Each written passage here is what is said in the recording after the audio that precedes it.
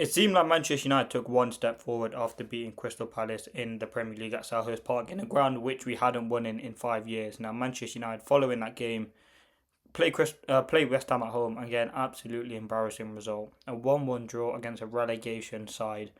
It was absolutely embarrassing. These are the 5 takeaways we learned from the game. We'll be analysing the game a bit more, talking about what Ruben Amorim said as well post-game, talking about the subs. But ultimately, number one, embarrassing result. I mean, the first thing that we learned from the game is Manchester United are very inconsistent, and that was kind of one of the main takeaways. We can beat Liverpool at Anfield, we can beat Chelsea at home, we can get good results away at Crystal Palace.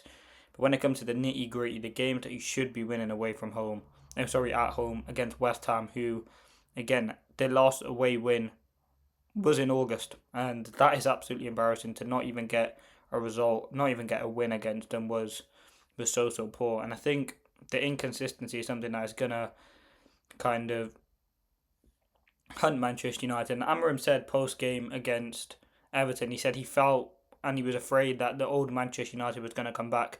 Now, Masraoui was asked after the game, he was asked, it's difficult to get a result like this, and he said it's more than often now that Manchester United are getting results like this.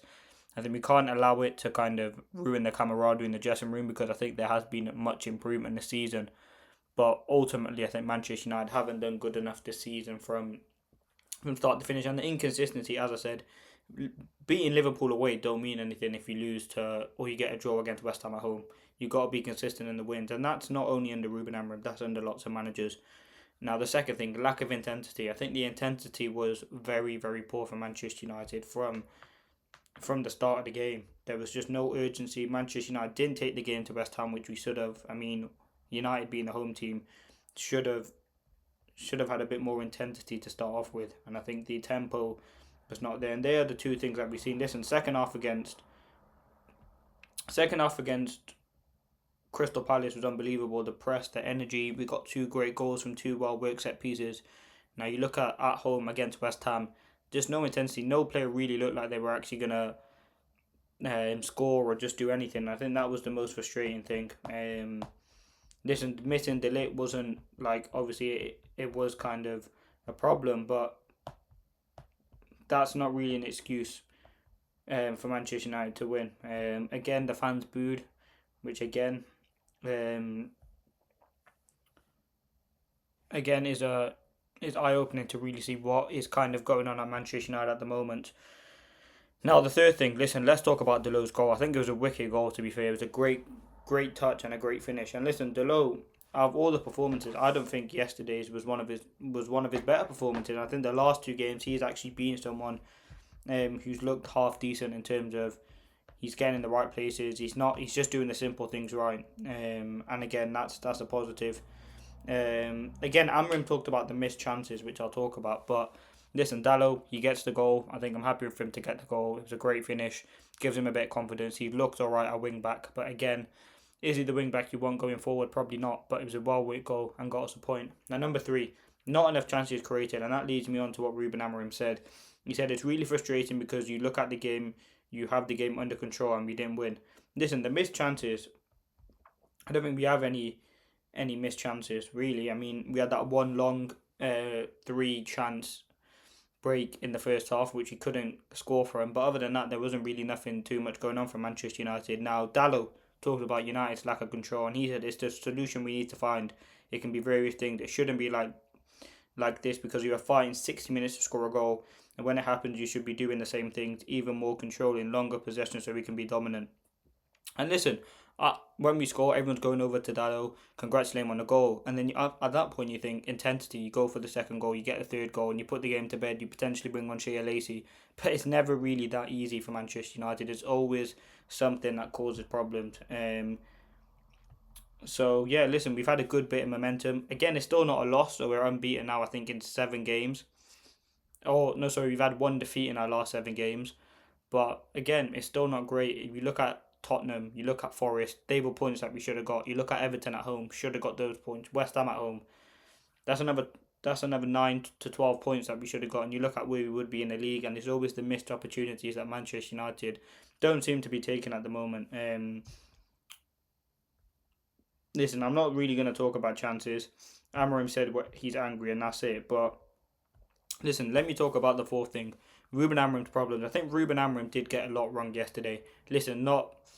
I think starting Heaven, again, you want to give him an opportunity. Yoro's going through a tough time, but I thought Yoro, when he came on, actually did a good job there. But Aiden Heaven, I'm not going to criticise that. But for me, it was the subs. I think he made the defensive subs too early. Not bringing on Kobbie Mainoo when you need a bit of creativity. I mean, you saw what Paul Scholes said on social media last night. He was clearly very frustrated. And again, surely in AFCON or during AFCON, Kobbie Mainoo gets some minutes because we need to see some minutes. And because he would have added a lot, he's creative. I mean, I seen the stat. Manchester United have conceded 14 of the 23 goals with Ugarte on the pitch. Now, that's not solely on Ugarte, but in a game like this where you need energy, you needed tempo, you needed creativity in the final third, make nice 1-2s, pass it over the top, through balls. Kobbie Mainoo, that's his main asset, really, getting him closer to the box. But then, no, you go bring on Ugarte and you make defensive subs. Yes, we didn't have anyone on the bench, but again, you bring on Mainoo. Mason Mount probably should have come on earlier. But yeah, I think Amorim did get... And I think the stubbornness from Amorim, the stubbornness not to kind of change his formation or tweak a few things in game, is very, very frustrating as well. I mean, Everton was kind of the main one. Not telling Shaw and Yoro to get up the pitch more was infuriating.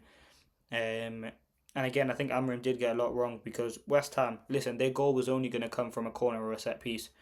A Jarrod Bowen moment of brilliance or a set piece, and ultimately it came from both. It was a great bit of play by West Ham. Obviously, Mazraoui had a very good game as well, which I'll actually talk about last. Mazraoui was class. I think Mazraoui, for me, he's probably the best right centre-back Manchester United have at the moment.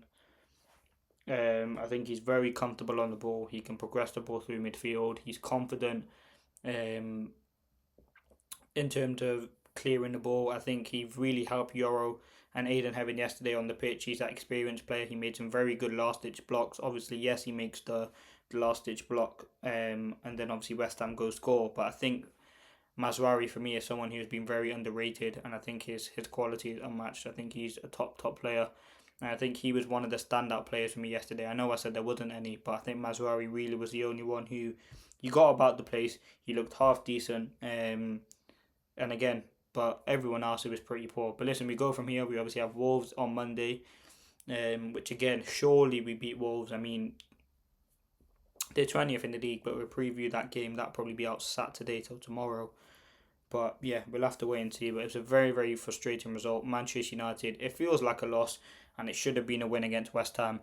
There wasn't enough intensity, there wasn't enough quality, and ultimately Amorim, I think, got it wrong to a point where, again, I think we just should have won. Simple as that. West Ham was a huge opportunity. Beating West Ham would have been a great opportunity to go fourth in the Premier League or fifth, joint fourth with Chelsea. But again, we go again. Let's see what happens.